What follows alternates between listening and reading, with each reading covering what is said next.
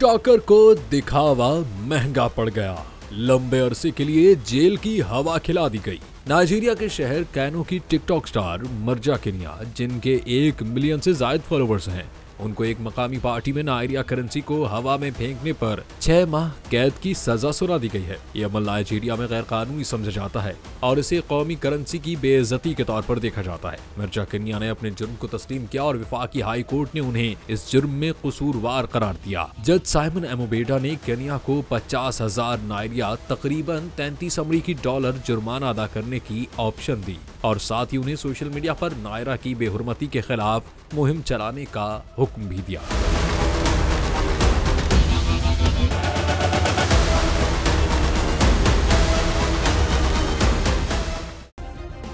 Subscribe करें और bell दबाएं ताकि कोई खबर रह न जाए।